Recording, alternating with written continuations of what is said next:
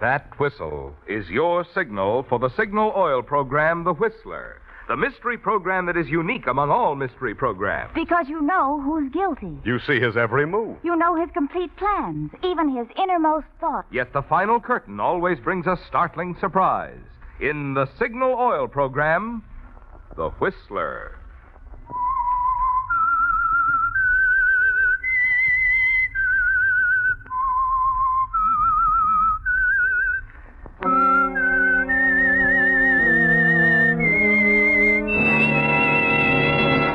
I am the Whistler, and I know many things, for I walk by night. I know many strange tales hidden in the hearts of men and women who have stepped into the shadows. Yes, I know the nameless terrors of which they dare not speak. Yes, friends, it's The Whistler for the tops in entertainment. And for tops in gasoline quality, it's Signal. It takes extra quality, you know, to give you extra mileage. And Signal is the famous Go Farther gasoline. So look for the Signal circle sign in yellow and black that identifies friendly independent signal stations from Canada to Mexico. Before you hear the Whistler's strange story, here is an important announcement for Whistler fans everywhere. New broadcast time for the Whistler. After this broadcast, the Whistler will be heard every Sunday evening, beginning next Sunday, October 3rd. Now, please listen carefully. In California and Arizona, the Whistler will be heard each Sunday evening at 9:30. In other states, at 8:30. Now, don't forget, California and Arizona, 9:30 Sunday evening. In other states, 8:30 Sunday evening. Beginning next Sunday, October 3rd. And now the Whistler's strange story. Conspiracy.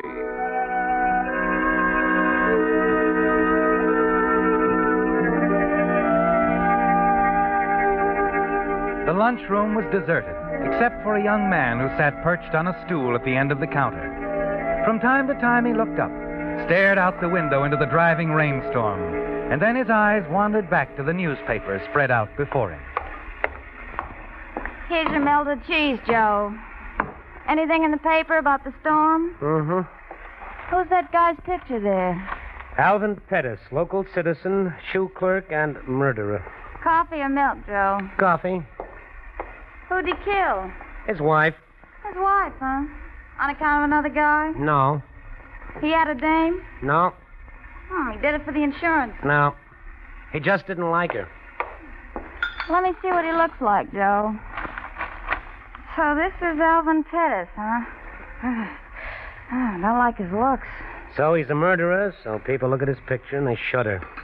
I wonder how many of them are entitled to do that. I wonder how many of them might not be murderers, too, if the circumstances were right and there wasn't any law. Huh? Salt and pepper, Hazel. Oh, here.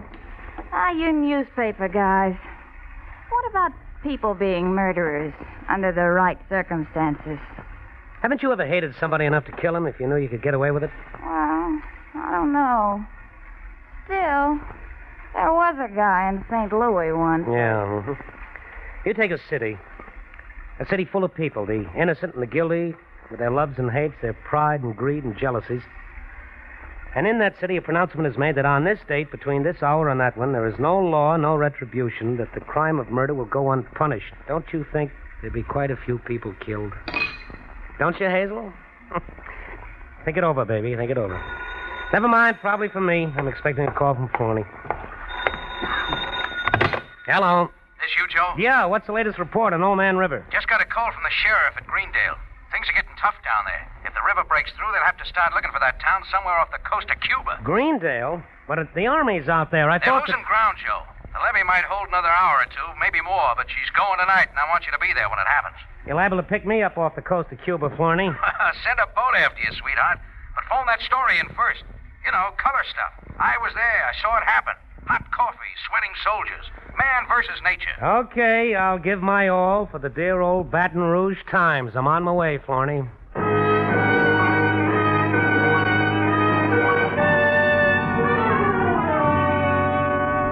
A half hour later, you swing off the main highway, drive into Greendale, a low, flat, flimsy town with nothing between it and the Mississippi but a levee. Your editor was right, wasn't he, Joe? If the levee gives way, Greendale will go down the drain like wet cornflakes. As you plow through the downpour and approach Williams Avenue, you fight to keep thoughts of Marilyn out of your mind. Marilyn. She lives on Williams Avenue, doesn't she? The beautiful Marilyn. The vicious, cruel Marilyn with a soft, mocking voice. The woman who ruined things between you and Alice. Who took you for every cent you had and then laughed at you. Who's still laughing at you. You turn into the familiar rain-soaked street. Slow down for a moment as you pass the small wooden frame building. The 2-story apartment house where she lives. Marilyn, the one human being on this earth you'd almost enjoy killing. And then you slam your foot down on the accelerator and race off in the direction of the levee.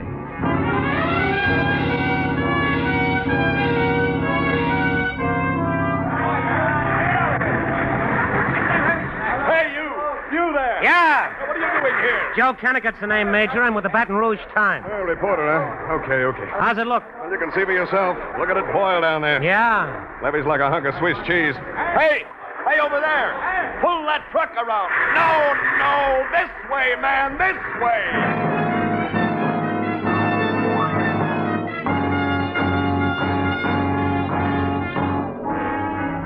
It's a weird scene, isn't it, Joe?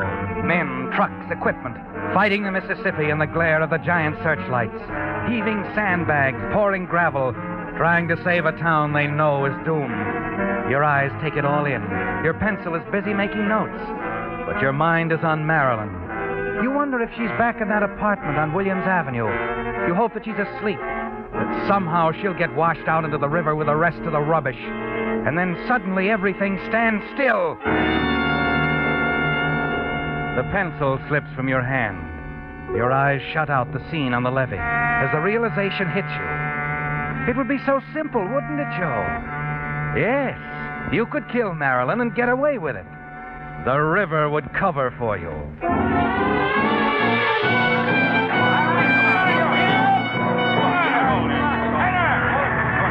right, hold it, fellas. Hold it.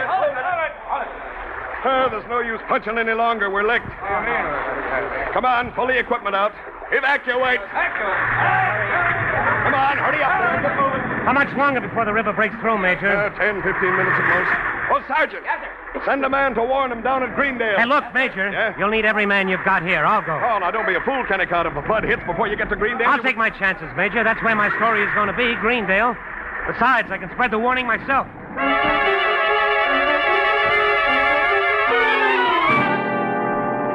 As you walk along the ground floor hallway of the 2-story building on Williams Avenue where Marilyn lives, a door opens suddenly at the end of the dingy corridor, and you hear the petulant voice of Angela Dickerson, the woman who lives in the apartment across from Marilyn. Quickly, you step into the alcove and wait. You don't want to run into the inquisitive Miss Angela Dickerson at this moment, do you, Joe? Moments later, you hear the door close and the hall is silent, and you hurry on to Marilyn's apartment. Marilyn. Oh, it's you. Yeah, me. I thought it was Your someone new else. boyfriend? Awful wet out tonight. He probably crawled under a rock. What do you want, Joe? There's a flood on the way, baby. Yeah, I know. I heard about it over the radio. I was just throwing a few things together to take with me. You're wasting your time. You aren't going anywhere, baby. Oh, now, look, don't be silly. I'm not going to take that lamp with me. I've got... I know. Joe. Joe, wait a minute. Joe!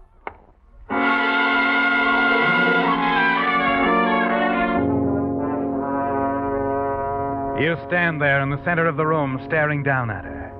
Then, as you set the lamp back on the table, you hear it. A distant rumbling, and the floor seems to be swaying beneath your feet. The door behind you bangs shut, and you wheel around and watch it open again and then close. It's not your imagination, is it? The building is actually swaying. The flood has come. Quickly, you run into the hall and right into a thin-faced little man. You hadn't counted on a witness, had you, Joe? Wait a minute, buddy. Come here. Get out of my way. I gotta get out of here. No, you don't. No, you can't stop me. What's your hurry? Let me go. No use struggling, pal.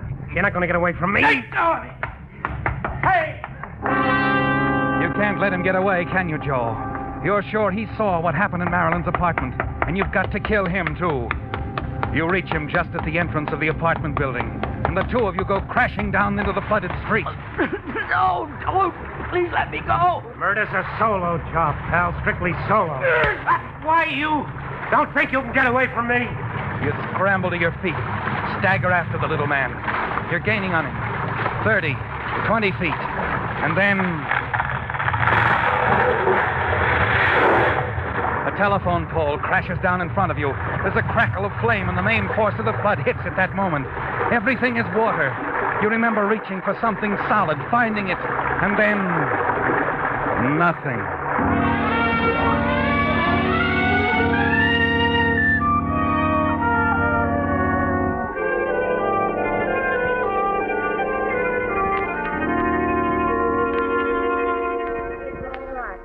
Just relax. You'll be all right. All right.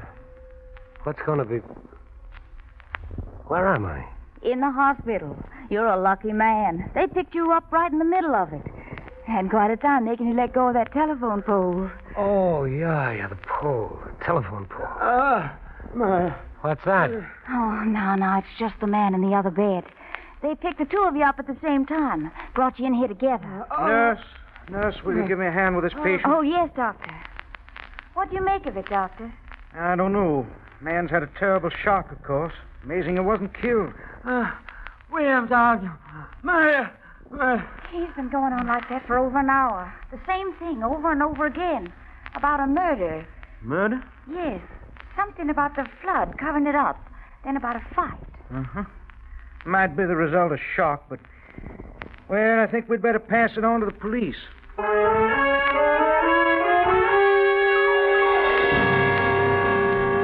You know who the man in the other bed is, don't you, Joe? Even though you can't see him behind the screen. The man you're certain saw you commit murder, and they put the two of you in the same room. 1,000 crazy thoughts hit you all at once. You want to kill him, jump out of the window, run. Anything but face him when he comes to. You wait till the doctor and the nurse snap off the lights and leave the room. Quickly, you fumble around for your clothes, throw them on, and step falteringly into the hall. Where do you think you're going? Oh, Florney, I got a little tired of this place. I thought you might need some help. Thought I might need some help, huh? Look, just leave it to me, huh, Joe? So you're a hero. So you warn the town and get caught in the flood. Well, fine. Don't overdo it. Yeah, listen, Florney. I'm not going to lose my best reporter because he's too dumb to know when he ought to stay in bed. And that, sweetheart, is where you're going right now. Will you listen? Don't butt in. You've been through a lot tonight. You're lucky to be alive. Now back into that room and get to bed. The doc's ordered a hypo to make you sleep. And just to make sure you don't get any more ideas about leaving, I'm taking your clothes.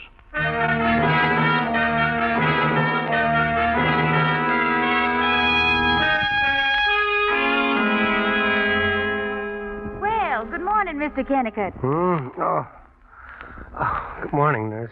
About time you woke up. It's almost 10 o'clock. How about some breakfast? Breakfast? No, Nurse. Oh, Nurse. Mr. Willis is coming to the party. Better have a look. Nurse, wait. Yes, Mr. Willis? Well, good morning, Mr. Willis. How are we feeling this morning? Better, thanks. Here, I'll move the screen out of the way. There now. How about some breakfast? Well, I don't know. Of course you do. I'll find something. Oh, Mr. Kennicott, Yeah? this is Mr. Willis.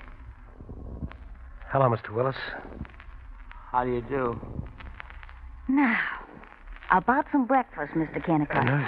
Nurse. Those bandages on his head. What? He's had a terrible electric shock. He's blind.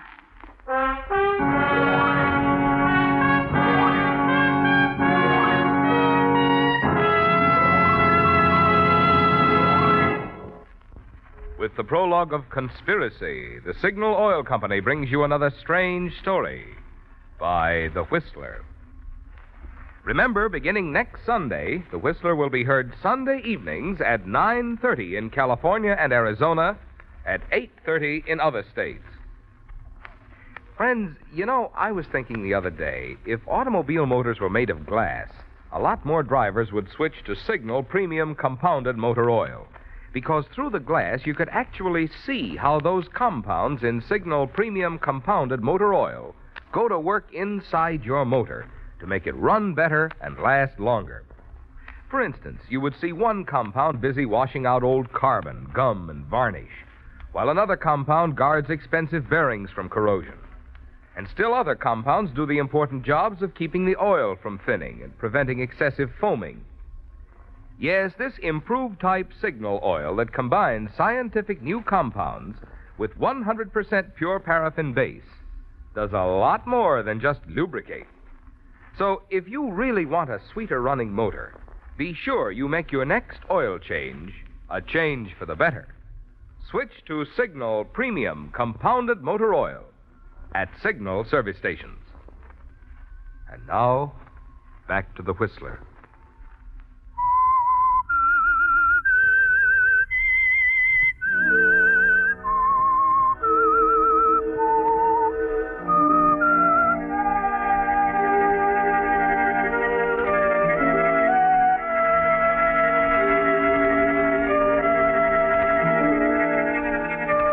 Well, Joe, you're relieved, aren't you? Relieved to learn that the one person who could point you out as a murderer, the man who lies in the same hospital room with you, can't see.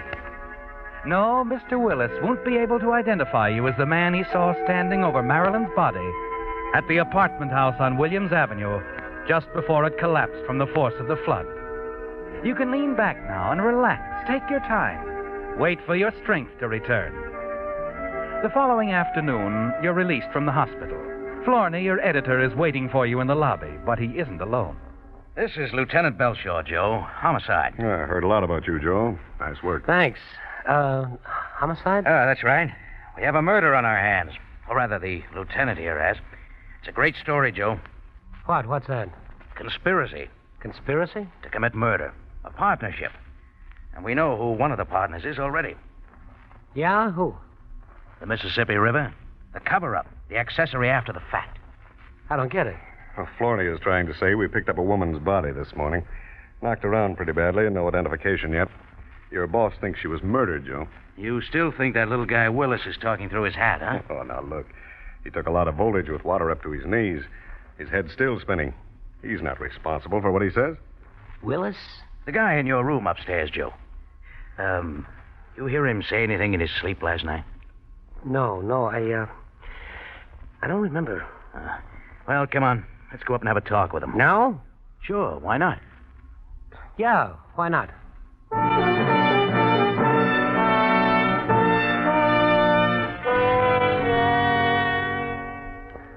Please, gentlemen, I can't remember now. I don't know what happened. Well, you've got to try, Willis. Oh, look, Florney, the guy's sick. Leave him alone. Willis, I know you've had a tough go of it. I want to be as easy on you as I can. Then please go away. Sure, after you level with us. Now, 10 minutes ago, I was willing to write this thing off as a flood death. Now, I'm not so sure. Listen, Lieutenant, I told you If it's murder, one thing can lick us. Time. We've got to move now. So, let's go over it again, huh? I told you. I must have been dreaming. You don't dream the same thing over and over again without a reason. We picked up a woman's body out of the wreckage this morning. She could have been murdered. And she could have lived in that apartment on Williams Avenue you mentioned. Who was she? We don't know. There's nothing to identify. Now, look, I asked you for a straight story when I got here, and I haven't got it yet. Well? You're scared, aren't you? No. Oh, why should I be? Come on, Willis, come on. We'll take care of you. Just give me the story. Well, I ran into the building because I thought I heard someone shout. A woman. Mm-hmm. And then water must have hit just about then because the building started to sway. And the door flew open, and I saw him standing there. Who was he? Well, I don't know. I never saw him before. Then he came after me. We rolled down the stairs into the water. I managed to get away. I ran out in the street, and I don't remember anything after that. Mr. Willis, think now. What did this man look like? Oh, dark hair, about 6 feet, I guess. Medium build. About your size, Joe. Uh-huh. Do you think you could identify him? If I could see, yes. How about his voice? Sound something like the lieutenant's or mine or maybe Joe's here? I don't know, really. Please, I'm very tired. I'd like to rest. Sure. Okay, Willis. Take it easy. Come on, Florney. Joe. We'll be back to see you, Willis, when you feel better. Lieutenant, Yeah? what about his eyes? I mean, Well, is he, the doctor says it's just temporary due to shock. He might regain his sight any time. Oh, any time, huh? Mm-hmm. Well, Joe, how's that for a story? Oh, it's great, Florney. Now, here's the angle. Conspiracy with the Mississippi River. You know, play it up as a hunk of human drama. Here's a law-abiding citizen, maybe a bookkeeper or salesman, hews to the line, cuts the lawn every Saturday, turns the paycheck over to the little woman, obeys traffic signals. Yeah, I know. The flood comes. The big cover-up. No law, no nothing, see? Mr. X turns into something else. A lifetime of frustration suddenly breaks loose. He turns into a murderer with no fear of the consequences. Bingo. He kills. Sure. It figures, Joe, don't you think? Oh, yes. It figures, all right.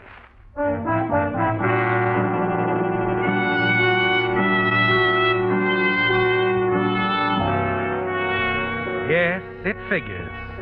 If you run out now, they'll add it up in a minute, won't they, Joe? Somehow you've got to stop Willis from talking. You've got to get to him before he can see again. And that isn't going to be easy. A material witness. The police are probably watching him every second, waiting for those bandages to come off so they can hustle him down to police headquarters to put the finger on you. You've got to think of something, some way to silence Mr. Willis. And that evening, as you sit in your office, trying to find a way out, the door bursts open and Florney enters. Joe, get your coat. What's the matter? Get your coat, man. We're meeting Lieutenant Belshaw at the hospital. It's about Willis. He's being released. Willis? Yeah. He finally came out of it, Joe. He can see.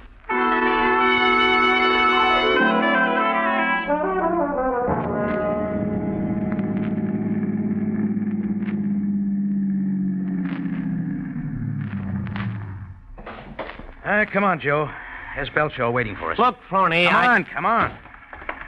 Oh, hello, Floney. Joe, you got here in a hurry. Yeah, let's go up, huh? I'm anxious to see. No. We better wait here. They're bringing him down. We'll take him down to headquarters. You know, I think... Oh, wait. Here he comes now. Swell. Let's go over it. Florney, wait a minute. Yeah? What is it, Joe? About this guy, Willis. Lieutenant! Huh? Yeah? Oh, what is it, Madsen? Main levee's starting to go. What? Whole department's ordered over there immediately. The main levee. That'll take the whole north end of town. All right, Madsen. Florney, I'll go with the lieutenant. No. I'm at bat this time, kid. Here, my car keys. Take care of Mr. Willis. Yeah, better drive him home. We'll get around to him later. Yeah, take good care of him, Joe. Sure, Florney. I'll take care of Mr. Willis.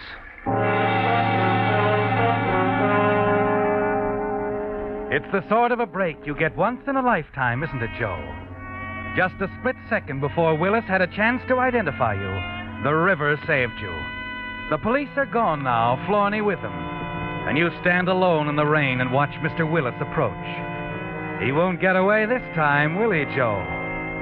You turn up the collar of your overcoat. Keep your face away from him and hustle him into the car, the back seat where he can't see you. Minutes later, you're racing across town. Then as you hit a deserted section not far from the Red River Bridge. Mr. Kennicott, Yeah? would you stop the car? Stop the car? Sure.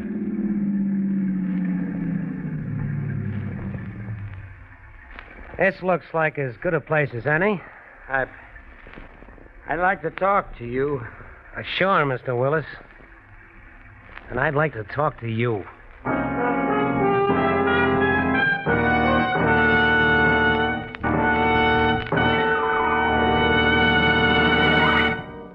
The Whistler will return in just a moment with the strange ending of tonight's story. Meantime, for the benefit of any contract bridge players who missed last week's Whistler, I want to repeat some news of especial importance. The first changes in the rules of contract bridge since 1941 were made this month at the Culbertson Teachers Convention. You probably already know that. But the news is that all of these new bridge rules have been boiled down into compact, easy-to-understand form by Signal's own bridge expert, Robert Lee Johnson. And a copy of them is already waiting for you at your nearest Signal service station. Now, understand, these new bridge rules are completely separate from the 6 lessons in contract bridge now being distributed by signal dealers.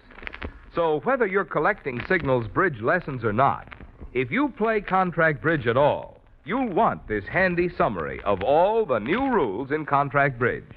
It's free, of course, at all of those friendly yellow and black service stations throughout the West, from Canada to Mexico, who feature Signal, the famous Go Farther gasoline. And now back to the Whistler.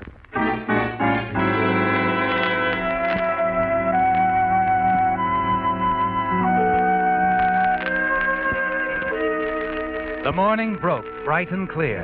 The storm had passed, and some 20 miles out of Greendale, a police car was parked on the highway by the washed-out Red River Bridge. 2 men stood there looking down into the ravine. There's your car, Floney, down there. Yeah. I guess the river had washed the bridge out before it happened. Willis didn't know that. I can't get over it, Belshaw. Joe is the greatest guy who ever lived. He was already dead when the car crashed, Floney. Dead? Joe was dead before they... Yes, come on. Willis is over here at the bank. He's cracked up pretty bad. All right, Kelly. I'll take over. I think he's ready to do some talking, Lieutenant. Willis. You must be Lieutenant Belshaw. I remember your voice. Yes, look. You're not going to last much longer. We found the wrench you used in Joe Kennicott. Why did you kill him? I had to, Lieutenant. At the hospital. I knew he was in another bed at the hospital all the time. Yes, go on. That's why I faked blindness. I had to find some way to cover my face before he woke up. But why? So he wouldn't recognize me. Then last night when he picked me up in front of the hospital, I knew I had to get rid of him so he could never identify me. Identify you? What did you... That woman you found yesterday morning. Huh? Her name is Dickerson. Angela Dickerson. She was my wife. Ran away years ago. I killed her the night the levee broke. There at the apartment on Williams Avenue. I killed her. Joe Kennicott was in an apartment right across the hall. He must have seen me. That's why he chased me. I see. But there's one thing I'll never understand. He wasn't just trying to catch me. He was trying to kill me. I can't figure out why.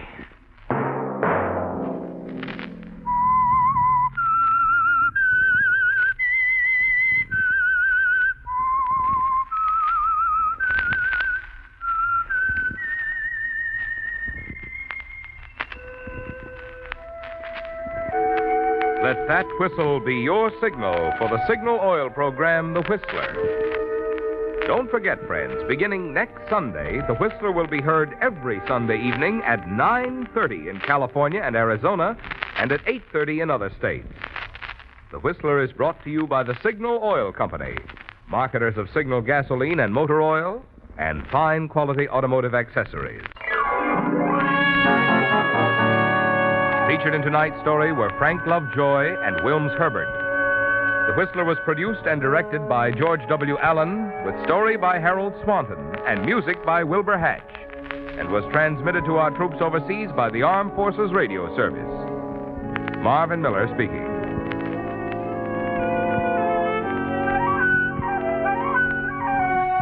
This is CBS, the Columbia Broadcasting System.